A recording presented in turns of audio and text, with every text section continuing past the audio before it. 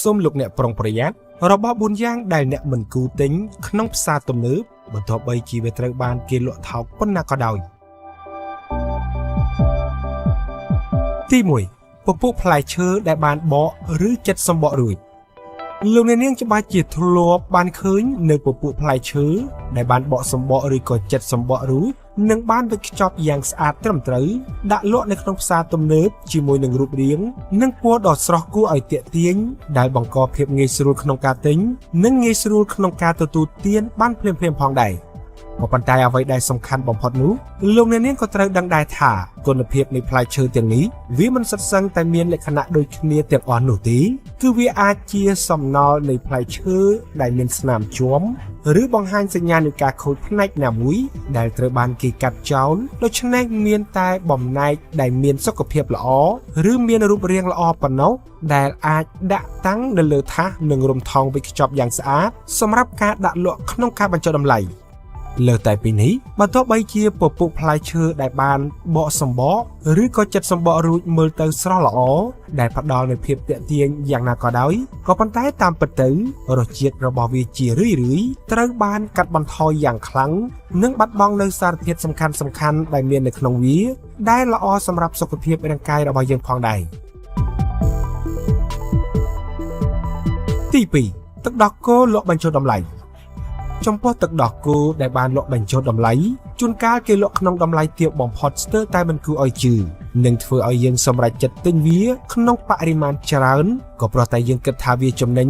ប៉ុន្តែប្រសិនបើលោកអ្នកនាងមិនអាចប្រើប្រាស់អស់ឬក៏ទទួលទានអស់ក្នុងរយៈពេលដ៏ខ្លីទេនោះសូមលោកអ្នកកុំសង្វាតទិញវាច្រើនពេកអីដើម្បីជៀសវាងការខ្ជិះខ្ជាយហើយម្យ៉ាងទៀតនោះលោកអ្នកនាងក៏ត្រូវតែប្រុងប្រយ័ត្នផងដែរចំពោះពពុះទឹកដោះគោទាំងអស់នោះក៏ព្រោះតែវាអាចជិតដល់ថ្ងៃកាលបរិច្ឆេទកំណត់នៃការប្រើប្រាស់ដែលយើងតែងតែហៅភាសាសាមញ្ញថាហូដេលេហើយពេលដែលយើងទទួលទានវាទៅនោះវានឹងបណ្ដាលឲ្យខូចសុខភាពរបស់យើង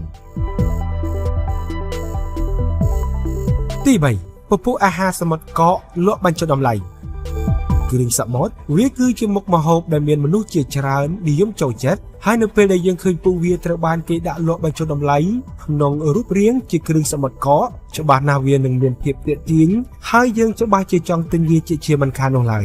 ក៏ប៉ុន្តែទោះជាយ៉ាងណាក៏ដោយយើងទាំងអស់គ្នាត្រូវតែប្រុងប្រយ័ត្នចំពោះពពុះអាហារសមុទ្រដែលបានលក់បញ្ចុះតម្លៃទាំងអស់នេះគឺពួកវាអាចត្រូវបានទុកចោលយូរឬក៏សល់យូរថ្ងៃហើយគុណភាពអាហាររូបត្ថម្ភក៏បានថយចុះផងដែរទី4ប្រភេទផ្សេងនៃទឹកជ្រលក់ដូចជាទឹកជ្រលក់សាច់អាំងជាដើមច្បាស់ណាស់វាបានផ្ដល់នូវភាពងាយស្រួលសម្រាប់ការប្រើប្រាស់ក្នុងការទទួលទានដោយលោកអ្នកមិនចាំបាច់ចំណាយពេលធ្វើនោះឡើយក៏ប៉ុន្តែលោកអ្នកក៏ត្រូវដឹងផងដែរថាពួកវាក៏មានផ្ទុកទៅដោយជាតិខ្លាញ់និងសារជាតិស្ករច្រើនផងដែរដូច្នេះហើយយកល្អលោកអ្នកគួរតែរៀនពីរបៀបធ្វើទឹកជ្រលក់ដោយខ្លួនឯងនៅផ្ទះដើម្បីកាត់បន្ថយការចំណាយនិងធានាបាននូវសុខភាពល្អក៏ព្រោះតែទឹកជ្រលក់ធ្វើនៅផ្ទះដោយខ្លួនឯងគឺវាមិនមានសារធាតុរក្សាទុកបានយូរនោះទេក្បាលបង្គាមានរសជាតិឆ្ងាញ់ចុះហេតុអ្វីបានជាគេហាមមិនឲ្យទទួលទានក្បាលបង្គាទៅវិញក្នុងចំណោមអាហារធម្មជាតិជាច្រើនបង្គាគឺជាអាហារសម្បូរទៅដោយប្រូតេអ៊ីននិងកាល់ស្យូមហើយត្រូវបានមនុស្សជាច្រើននិយមចូលចិត្តសម្រាប់អាហារបំប៉នផងដែរមនុស្សជាច្រើននិយមប្រើប្រាស់បង្គាជាប្រភពអាហារបំប៉នដ៏ល្អសម្រាប់កុមារស្ត្រីក្រោយសម្រាលកូនរួចក្រុមមនុស្សពេញវ័យជាពិសេសគេជឿថាក្បាលបង្គាមានជីវជាតិច្រើនអាចជួយបំប៉នភ្នែកសម្បូរទៅដោយជាតិកាល់ស្យូមជួយពង្រឹងឆ្អឹងហើយក្បាលបង្គាក៏ជាមុខម្ហូបដ៏ពេញនិយមនៅក្នុងភោជនីយដ្ឋានមួយចំនួនដែលមនុស្សជាច្រើនតែងតែយកក្បាលបង្គាមកកិនដើម្បីដាក់ចម្អិនជាមួយនឹងស៊ុបនេះក៏ព្រោះតែពួកគេគិតថាវាជួយឲ្យស៊ុបមានរសជាតិឈ្ងុយឆ្ងាញ់ក៏ប៉ុន្តែតាមការពិតនោះបើយោងតាមក្រុមអ្នកជំនាញផ្នែកអាហាររូបត្ថម្ភបាននិយាយថាអាហាររូបត្ថម្ភរបស់បង្គាភាគច្រើនគឺស្ថិតក្នុងសាច់បង្គាមិនមែននៅលើក្បាលនោះទេហើយក្បាលបង្គាវាគឺជាផ្នែកមួយដែលអាចធ្វើឲ្យមនុស្សពុលបានផងដែរក្បាលបង្គាមិនសម្បូរជាតិកាល់ស្យូមដូចទៅនឹងមនុស្សជាច្រើនគិតនោះទេទន្ទឹមនឹងនេះក្បាលបង្គាពិតជាផ្នែកមួយដែលមានកាកសំណល់ច្រើនសម្បូរទៅដោយមេរោគនិងភាពកខ្វក់ជាពិសេសគឺសម្បូរទៅដោយពពួកប៉ារ៉ាស៊ីតទៀតផង បង្គាដែលរស់នៅក្នុងទឹកដែលយើងមិនដឹងប្រភពច្បាស់លាស់វាក៏ងាយនឹងអាចធ្វើឲ្យយើងពុលដោយសារលោហៈធាតុធ្ងន់មួយចំនួនដូចជាពពុះសំណបារតនិងការីយ៉ុមជាដើមដែលមាននៅក្នុងក្បាលបង្គាក្បាលបង្គាក៏សម្បូរច្រើនផងដែរនៅពពុះប៉ារ៉ាស៊ីតដែលពួកវាទាំងអស់នេះនឹងធ្វើឲ្យអ្នកទទួលទានទៅជាពុលបង្កជាអាការៈចុករាក់ឬក្អួតជាដើមហើយករណីធ្ងន់អាចបង្កឲ្យមានគ្រោះថ្នាក់ដល់អាយុជីវិតបានផងដែរក្រៅតែពីក្បាលបង្គាមនុស្សជាច្រើនក៏តែងតែគិតថាសម្បកបង្គាក៏សម្បូរទៅដោយជាតិកាល់ស្យូមច្រើនដូច្នេះហើយពួកគេធ្វើសកម្មភាពកិនសម្បកឬទទួលទានបង្គាទាំងសម្បករបស់វាដើម្បីរីករាយជាមួយនឹងប្រភពកាល់ស្យូមក៏ប៉ុន្តែតាមពិតទៅសម្បកបង្គាមានជាតិកាល់ស្យូមទាបបំផុតកាល់ស្យូមត្រូវបានប្រមូលផ្ដុំយ៉ាងច្រើននៅក្នុងសាច់បង្គាតែប៉ុណ្ណោះសម្បកបង្គាត្រូវបានផ្សំឡើងដោយជាតិឈីទីនគឺមិនមែនជាតិកាល់ស្យូមនោះទេដូច្នេះការដែលទទួលទានបង្គាទាំងសម្បកគឺមិនមានជីវជាតិដោយការរំពឹងទុកនោះទេហើយក៏អាចធ្វើឲ្យពិបាកក្នុងការរំលាយអាហារផងដែរកុមារនិងមនុស្សចាស់ដែលបរិភោគបង្គាទាំងសម្បកនឹងអាចបង្កឲ្យទៅជាមានអាការៈក្អួតចង្អោរនិងរលាកបំពង់កបានយ៉ាងងាយដែលជាហេតុធ្វើឲ្យមានអាការៈក្អកកាន់តែធ្ងន់ធ្ងរឡើងដូច្នេះនៅពេលដែលទទួលទានបង្គាដាច់ខាតលោកអ្នកនាងគួរតែបកសម្បករឹងខាងក្រៅចេញឲ្យបានស្អាតក្រៅតែពីក្បាលនិងសម្បកបង្គាក៏មានផ្នែកមួយផ្សេងទៀតដែលត្រូវបានគេហាមមិនឲ្យទទួលទានផងដែរដែលផ្នែកនោះគេឲ្យឈ្មោះថាសរសៃឆ្នូតខ្មៅក្នុងបង្គាសរសៃឆ្នូតខ្មៅដែលមាននៅជាប់ផ្នែកខ្នងនៃបង្គានោះវាគឺជាប្រព័ន្ធរំលាយអាហាររបស់បង្គាហើយវាក៏មានផ្ទុកនៅកាកសំណល់ជាច្រើនជាពិសេសពពុះប៉ារ៉ាស៊ីតច្រើនផងដែរ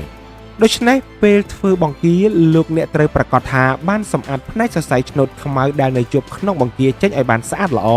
ការដែលធ្វើបែបនេះដើម្បីធានាបាននូវអនាម័យល្អនិងអាចទទួលទានបានដោយគ្មានហានិភ័យសុខភាព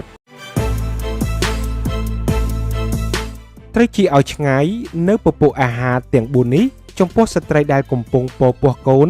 បើមិនចង់បាត់បង់កូនក្នុងផ្ទៃនោះបាទលោកអ្នកនាងប្រិយមិត្តជាទីមេត្រីវាជាការពិតណាស់សម្រាប់ស្ត្រីគ្រប់រូបដែលកំពុងតែមានផ្ទៃពោះគឺត្រូវបានយកចិត្តទុកដាក់ពីក្រុមគ្រួសារក៏ដូចជាក្រុមគ្រូពេទ្យនិងតែងតែណែនាំឲ្យទទួលទានអាហារបំប៉នឲ្យមានជីវជាតិគ្រប់គ្រាន់ដើម្បីអាចទ្រទ្រង់សុខភាពរាងកាយរបស់ខ្លួនជាពិសេសគឺទ្រទ្រង់ទារកនៅក្នុងផ្ទៃក៏ប៉ុន្តែបើទោះបីជាយ៉ាងណាក៏ដោយមិនមែនសុទ្ធសឹងតែគ្រប់អាហារទាំងអស់អាចទទួលទានបាននោះទេក៏ព្រោះតែមានអាហារមួយចំនួនវាជួយឲ្យល្អដល់សុខភាពក៏ប៉ុន្តែក៏នៅមានអាហារមួយចំនួនទៀតវាបែរជាបង្កគ្រោះថ្នាក់ដល់សុខភាពនិងទារកក្នុងផ្ទៃទៅវិញ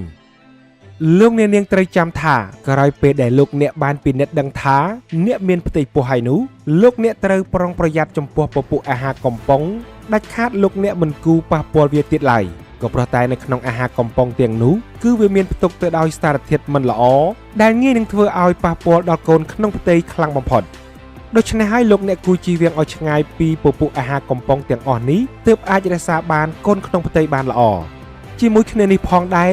អ្នកដែលមានផ្ទៃពោះគួរតែជៀសឲ្យឆ្ងាយពីពពុះអាហារត្រជាក់ដូចជាក្តាមឪឡឹកនិងភេសជ្ជៈដែលត្រជាក់ដទៃទៀតក៏ព្រោះតែរបស់ទាំងនេះមិនត្រឹមតែមិនអាចជួយកូនក្នុងផ្ទៃឲ្យលូតលាស់នោះទេក៏ប៉ុន្តែពួកវាថែមទាំងបំផ្លាញកូនក្នុងផ្ទៃបានយ៉ាងងាយបំផុតលោកអ្នកក៏ត្រូវប្រយ័ត្នផងដែរចំពោះពពុះអាហារដែលផ្អាប់ទុកយូរអ្នកម្ដាយដែលពពោះកូនក៏មិនគួរបរិភោគដែរនេះក៏ព្រោះតែក្រោយពេលដែលផ្អាប់ទុកយូរវាងាយនឹងបង្កមេរោគច្រើននៅក្នុងនោះដែលជាហេតុនាំឲ្យបំផ្លាញសុខភាពកូននិងសុខភាពម្ដាយផងដែរលើសតែពីនេះចំពោះអ្នកម្ដាយដែលកំពុងតែពពោះកូនក្នុងផ្ទៃ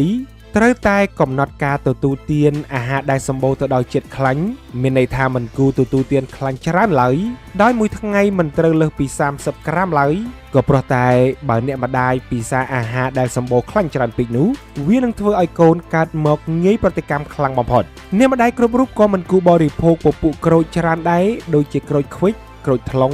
និងក្រូចដទៃទៀតនេះក៏ព្រោះតែក្រោយពេលដែលអ្នកម្ដាយទទួលទានពពុះទាំងអស់នេះច្រើនវានឹងអាចធ្វើឲ្យកូនកើតមកប្រឈមមុខនឹងជំងឺប្រតិកម្មយ៉ាងងាយបំផុតអ្នកម្ដាយមិនគួរពិសាទឹកផ្លែឈើឬផ្លែឈើស្រស់ច្រើនលើសកំណត់ឡើយ ដោយក្នុងមួយថ្ងៃមិនគូទទួលទានលើស400ក្រាមនោះទេក៏ប្រតែពេលដែលទទួលទានច្រើនជាងនេះកូននៅក្នុងផ្ទៃនឹងអាចកើតមានជំងឺច្រើនក្រោយសម្រាលដូច្នេះអ្នកម្ដាយគួរតែប្រយ័ត្នក្នុងការពិសាអាហារទាំងអស់នេះទើបមិនធ្វើឲ្យប៉ះពាល់ដល់សុខភាពកូនក្នុងផ្ទៃ